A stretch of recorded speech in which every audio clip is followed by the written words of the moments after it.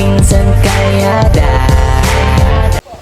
Hello mga kalingap, magandang hapon po sa lahat At yan, kung bago pa lang po kayo sa aking YouTube channel, ako po si Vincent Kalyada. Paki-like and share po nitong video ito para mapalaw pa po natin ang pagtulong po sa mga tao nangangailangan. So ngayon mga kalingap, nandito tayo kay Ella. Yan, interview natin si Ella. Matagal-tagal na din natin na hindi na-interview si Ella simula nung mag-ribbon cutting po. So tara mga kalingap. At maraming salamat po kay Dr. Dennis Latuno sa pagpapabot po ng pagmamahal po sa lahat ng mga beneficiary ko. Tara po. Dito na tayo mga kalingap. Ay grabe, nakadikit na. Ay, hello Ella. Chat ako dito kay Ella. Tara Ella, doon tayo. Dito na lang. Ay, dito tayo. Tara, dito po ka dyan sa mesa. Ayan mga kalingap, si Ella. Lalong gumaganda.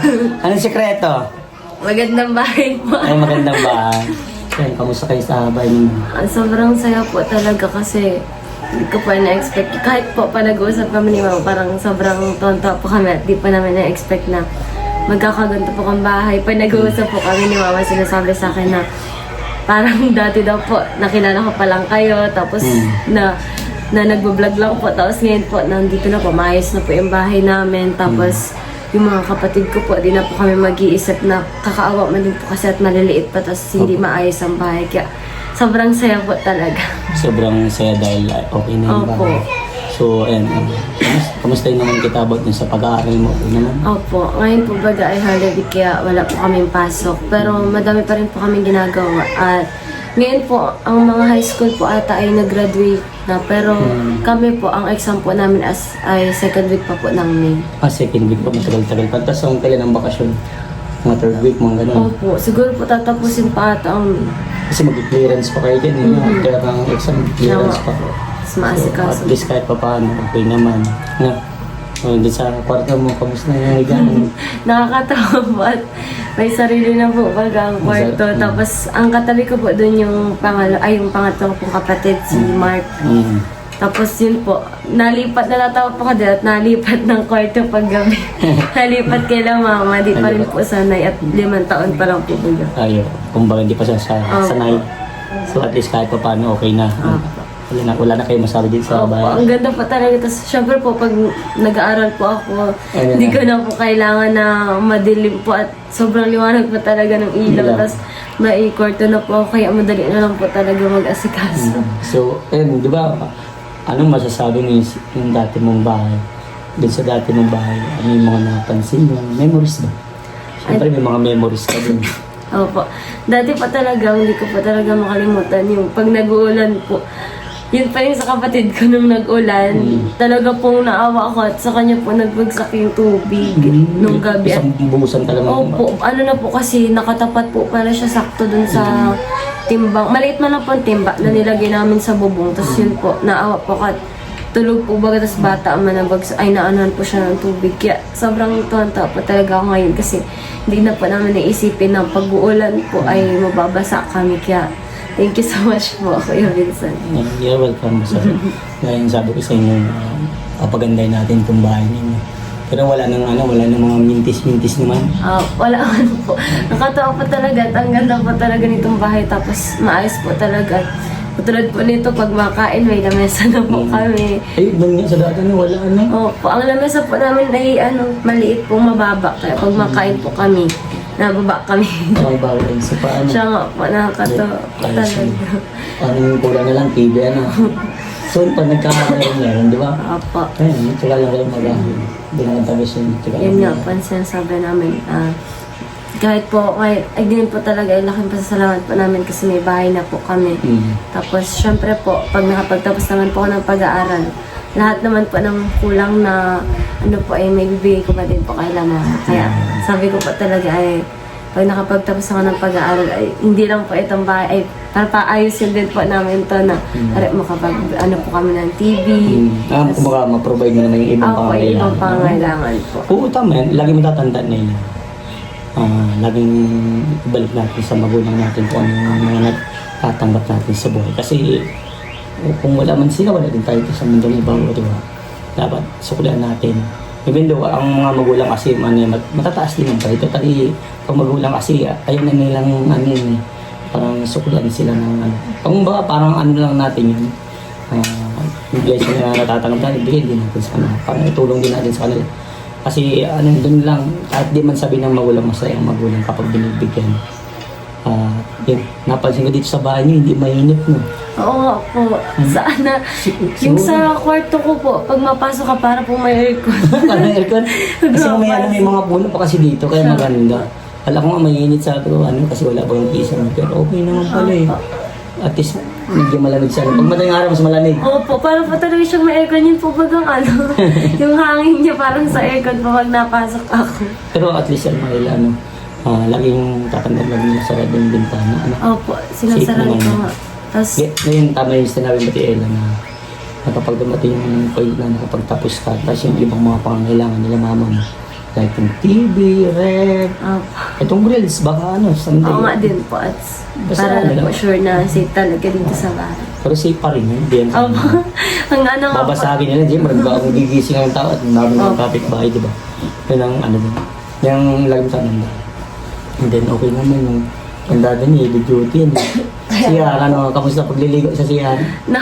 Ayun din po pala. Dati po, baga wala po kami pintuan dyan. Tapos ang Oo, yung pag-ano ko pala niya, wala pong pintuan dyan. Tapos ang katabi niya po baga yung kusina namin na puro kahoy lang naman ng butas-butas. yung mga kawayan. Opo, kaya po, tuwan-tuwa po ako at may pintuan na. At yun po kasi pag, puro babae man po kami dito, bagat si Papa ay nasa trabaho man. Pag may tao po sa CR, kortina lang po baga, hindi na bubuksan-buksan. Kaya ngayon po, tuwa po talaga kami at Kasi pintuan. ano talaga nakalak na, nalalak na. Nalalak na po. Kumbaga safe na din. Yun ang mga naalala mo. Ngayon doon ako sa ugasan. Yun. Naalala ko po nun, pag mahugas kami ng plato, kasi po pag baga mga bata, yun sila pag kumakain, diretso lang po ng patong ng hugasan, kaya minsan po naiipon. Tapos nabagsak po talaga yung niya. May lababo po kasi kami noon na nakuha ni Mama. Nabagsak ko pag naglagay hugasan. Yung pati mga kutsara na nalalaglag. Oo, nga, naalala ko yung sabi mo. So, ayun, Ella, ngayon na meron ka na may maayos na bahay at isa ka na rin scholar. So, ano yung pwede mong mabigay na inspirational message sa mga kabataan katulad mo na nangangarap din na kahit ibang pamilya, yung mga may sila bahay, nangangarap din sila na magkaroon ng maayos na bahay. Ano yung pwede mong maibigay ng inspirational message at saka yung mas lalo nilang pagkunan ba ng mamotivate sila mag-aaral. Yung like you na ang ganda ng mga grades mo with high honor. Alam ko naman ngayon, talaga maski di mo siguro sabihin sa akin, 1 point something na din ang grades mo. So ayun, anong pwede mong maibigay na inspirational message sa mga katulad mong kabataan? Ang masasabi ko lang po talaga sa mga katulad ko po na nag-aaral pa lang ngayon, alam naman po natin na hindi pa natin kayang maibigay po yung mga pangangailangan o makatulong sa magulang natin. Ang tandaan po natin is mag-aral po tayo mabuti para kapag nakapagtapos tayo ay madali na lang para sa atin na makatulong sa mga magulang natin. At syempre alam naman natin na mahirap po talaga sa ngayon kasi nag-aaral pa lang naman tapos mahirap din ang buhay. Pero lagi pong tatandaan na ang lahat ng paghihirap natin ay masusuklian pag nagtiyaga po talaga tayo. Kaya yun po, ang masasabi ko lang po ay talaga pong magtiyaga po tayo sa buhay at tandaan po natin nandiyan naman si Lord para i-guide tayo. And katulad ko po na dati po talaga ay sobrang hirap po ng buhay pero sa tulong po ng way ni Lord ay ito po may bahay tapos may nagpapaaral na din po sa akin. Kaya tandaan niyo po na darating din po yung time na may tutulong din po sa inyo para mapaayos po yung buhay. Ang ganda ng message. So, ayun, ano naman masasabi mo sa mga taong tumulong sa iyo na mas lalong na-motivate ka mag-aral siya. Talagang grabe yung pag-aaral. Anong masasabi mo sa kanila? Ang masasabi ko po sa lahat po ng tumulong sa akin, syempre unang-una po sa iyo, Kuya Vincent. Kasi simula po na kilala ko kayo is sobrang dami po talagang biyayang dumating sa amin.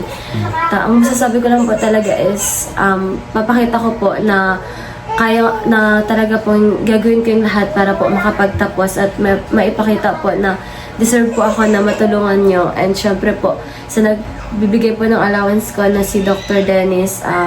Gusto ko po magpasalamat kasi sa tulong niya po, namomotivate po talaga ako mag-aral. Katulad po na pati sarili kong kwarto is ginawa na ko para po makaaral ako mabuti kasi pahirapan din po yung ilaw nun namin. Kaya talaga po ang gusto ko lang sabihin is thank you so much po sa mga tumulong po sa akin simula't simula ng una niyo po akong binag hanggang ngayon po may bahay na kami.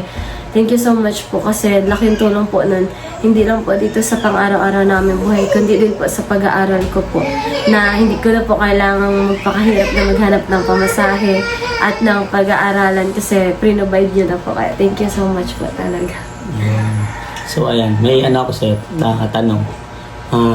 Describe mo si Kuya Vincent. Ano yung pagkakakilala ng Kuya Vincent?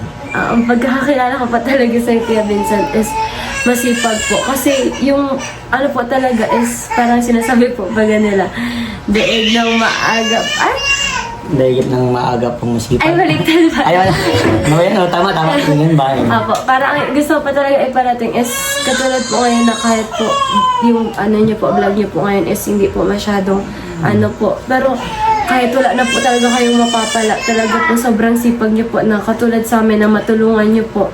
Kahit po araw-araw kang pumunta, kahit po nag-uulan, gabi, anong oras ka na po. Kaya kahit po may gagawin ka is hindi mo po talaga nakakalimutan na tumulong sa aming mga beneficiaries mo po. And syempre po, kahit po talaga hindi na po ngayon, talaga po hindi na masyadong maraming nanonood.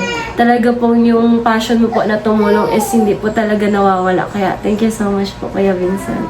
You're welcome. Grabe, touch ko sa mga sinabi niya. Totoo yung sinabi talaga ni Ella na talagang sa pagtulong po nandyan talaga po.